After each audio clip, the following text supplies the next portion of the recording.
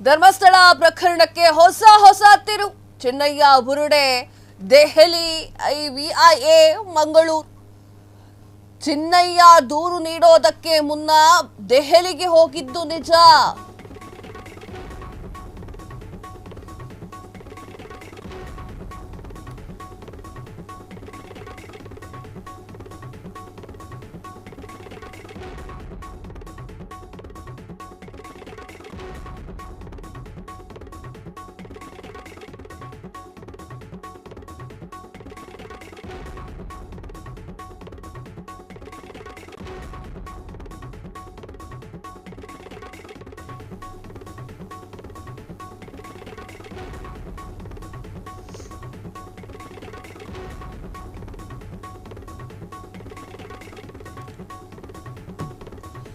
ಧರ್ಮಸ್ಥಳ ಪ್ರಕರಣದಲ್ಲಿ ಹೊಸ ತಿರು.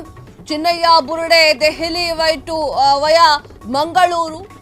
ಚಿನ್ನಯ್ಯ ದೂರು ನೀಡೋದಕ್ಕೆ ಮುನ್ನ ದೆಹಲಿಗೆ ಹೋಗಿದ್ದು ನಿಜ. ದೆಹಲಿಗೆ ಬುರುಡೆ ತೆಗೆದುಕೊಂಡು ಹೋಗಿದ್ದು ನಿಜ. 4 ಕಾರ್ನಲ್ಲಿ ಬೆಂಗಳೂರಿನಿಂದ ದೆಹಲಿಗೆ ಹೋಗಿದ್ದುವು. ನಾನು, ಚಿನ್ನಯ್ಯ, ಸುಜಾತ ಭಟ್ ಮಟ್ಟಣ್ಣ ದೆಹಲಿಗೆ ಹೋಗಿದ್ವಿ.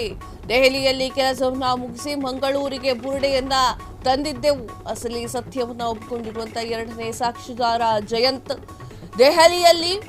ದೆಹಲಿಗೆ ಹೋಗಿ ಬುರುಡೆ ಜೊತೆಗೆ ಹೋಗಿದ್ದರೂ ಕೂಡ ಯಾಕೆ ಚಿನ್ನಯ್ಯ ಟಿ ಇಲ್ಲಿ ಯಾರನ್ನ ಭೇಟಿ ಮಾಡಲಿಕ್ಕೆ ಹೋಗಿತ್ತು ಆ ಒಂದು ತಂಡ. ದೆಹಲಿಯಲ್ಲಿ ರೂಪುಗೊಂಡಿದ್ದ ಬುರುಡೆ ಹೋರಾಟದ ಯೋಜನೆ. ಚಿನ್ನಯ್ಯನನ್ನ ಬುರುಡೆ ಸಮೇತ ದೆಹಲಿಗೆ ಕರೆದುಕೊಂಡು ಹೋಗಿದ್ದರ ಮಟ್ಟ. ದೆಹಲಿಯಲ್ಲಿ ಸುಪ್ರೀಂ ಕೋರ್ಟ್ ವಕೀಲರನ್ನ ಭೇಟಿ ಮಾಡುತ್ತಾ ತಂಡ. ಎಸ್ಐಟಿಯ ಮುಂದೆ 108 ಪ್ರಶ್ನೆ. ಬುರುಡೆ ರಹಸ್ಯ ಭೇದಿಸುತ್ತಾ. ಎಸ್ ವೀಕ್ಷಕರೇ, ಚಿನ್ನಯ್ಯ ಮತ್ತು ಟೀಮ್, ನಾನು, ಸುಜಾತ ಭಟ್, ಚಿನ್ನಯ್ಯ, ಮಟ್ಟಣ್ 4 ಜನ ದೆಹಲಿಗೆ ಹೋಗಿದ್ವಿ ಅಂತ ಒಪ್ಕೊಂಡಿರುವಂತಹ ಜಯಂತ್ ಟಿ ಈಗ ಈ ವಿಚಾರಗಳ ಬಗ್ಗೆ ಮಾತನಾಡ್ತಾ ಇದ್ದಾರೆ ಅಂತಂದ್ರೆ ಲೆಕ್ಕ ಹಾಕಿ ಯಾವ ರೀತಿಯ ಇಕ್ಕಟ್ಟು ಅವ್ರಿಗೆ ಬಂದಿರಬಹುದು ಅಂತ ಏನ್ ಹೇಳಿದ್ರು ಅಂತ ನೋಡ್ಕೊಂಡು ಬರೋಣ. ಭೀಮಾ ಎಂಬುವರು ಎಲ್ಲ ನಮ್ಮ ಸೌಜನ್ಯ ಪರ ಹೋರಾಟ ನಮಸ್ತೆ. ಇವತ್ತು ಬೆಂಗಳೂರಿನ ಬಾಡಿಗೆ ಮನೆಯಲ್ಲಿ SIT ಅವರೊಂದು ತಪಾಸಣೆ ಮಾಡ್ತಾಯಿದ್ದಾರೆ, ಹಾಜರು ಮಾಡ್ತಾಯಿದ್ದಾರೆ. ಎಲ್ಲರಿಗೂ ಗೊತ್ತಿರುವ ವಿಷಯನೇ. ಧರ್ಮಸ್ಥಳ ಗ್ರಾಮದಲ್ಲಿ 106 ಜನಗಳನ್ನು ಊತಾಕಿರೋ ಪ್ರಕರಣದಲ್ಲಿ ಭೀಮಾ ಎಂಬುವರು ಬಂದು ಏನವನ್ನು ತೆಗೆದುಕೊಡ್ತೀನಿ ಎಂಬ ಒಂದು ವಿಷಯದಲ್ಲಿ ತನಿಖೆ ಆಗ್ತಾಯಿದೆ. ಇಂಥ ಸಂದರ್ಭದಲ್ಲಿ ಭೀಮನ ಪರಿಚಯ ಆಗಿರೋದು ಏಪ್ರಿಲ್ ತಿಂಗಳು, ಅಂದರೆ ಒಂದು 5 ತಿಂಗಳ ಹಿಂದೆ ನನಗೆ ಪರಿಚಯ ಆಗಿ ಅಂದರೆ ವಕೀಲ ಹತ್ರ ಕರ್ಕೊಂಡು ಹೋಗಬೇಕಿತ್ತು. ಅದೇ ಥರ ವಕೀಲ ಹತ್ರ ಕರ್ಕೊಂಡು ಹೋದೆ. ವಕೀಲ ಹತ್ರ ಬಿಟ್ಟೆ. ಅವತ್ತು ನೈಟು 1-2 ದಿನ ಉಳ್ಳಿಕ್ಕೆ ನನ್ನ ಮನೆ ವ್ಯವಸ್ಥೆ ಮಾಡಿದೆ. ಆನಂತರ ವಕೀಲ ಅಂದರೆ ಸರ್ವೋಚ್ಚ ನ್ಯಾಯಾಲಯಕ್ಕೆ ಏನೋ ಒಂದು ದಾಖಲೆಲ್ಲ ತಯಾರು ಮಾಡಿಕೊಡ್ಬೇಕಿತ್ತು. ಅದರ ಪ್ರಕಾರವಾಗಿ ವಕೀಲ ಹತ್ರ ಬಂದು ಹೋಗ್ತಾ ಇದ್ದ. ಮೊದಲನೇ ಸಾರಿ ಬಂದ, 2 ದಿನ ಇದ್ದ, ಹೋದ, ತಿರ್ಗಾ ಬಂದಿದ್ದ, ವಕೀಲ ಹತ್ರ ಬಂದು ತಿರ್ಗಾ ಹೋದ. 3ನೇ ಸರಿ ಬರುವಾಗ 3ನೇ ಸರಿ ಸರ್ವೋಚ್ಚ ನ್ಯಾಯಾಲಯಕ್ಕೆ ಹೋಗಬೇಕಿತ್ತು. ಹೋಗುವಾಗ ಒಂದು ಬ್ಯಾಗ್ ಹಿಡ್ಕೊಂಡು ಬಂದ. ಅದರಲ್ಲಿ ಒಂದು ಮೆಟೀರಿಯಲ್ ಇತ್ತು. ಆ ಮೆಟೀರಿಯಲನ್ನು ನಾನು ಬೆಂಗಳೂರಿಂದ ಡೆಲ್ಲಿಗೆ ಸಾಗಿಸಿ, ಡೆಲ್ಲಿಯಿಂದ ಮಂಗಳೂರಿಗೆ ಸಾಗಿಸಿದೆ. ಅಂದರೆ ಮಂಗಳೂರಲ್ಲಿ ಪ್ರಕರಣ ದಾಖಲಾಗ್ತಾಯಿದೆ.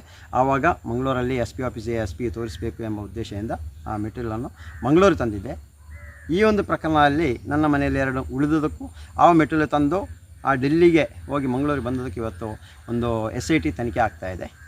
SIT ತನಿಖೆ ಸಂತೋಷವಾಗಿ ಸ್ವೀಕರಿಸ್ತೀವಿ. ಅಂದರೆ ಸತ್ಯ ಅಡಗಿದೆ.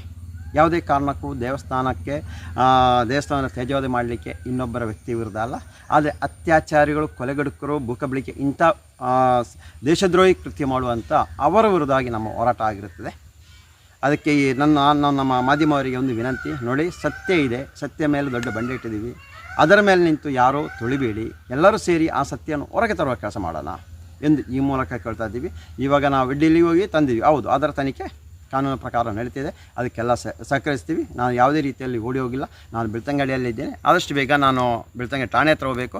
SITಗೆ ಕರೆದರೆ ಅದಕ್ಕೂ ಹೋಗ್ತೀನಿ. SIT ಯಾರ್ದು ಮಾಹಿತಿ ಕೊಡದೆ ಬೆಂಗಳೂರಿಗೆ ಬಂದಿದ್ದಾರೆ ಅಂತ ಈ ಮೂಲಕ ಹೇಳ್ತಾ ಇದ್ದೀನಿ.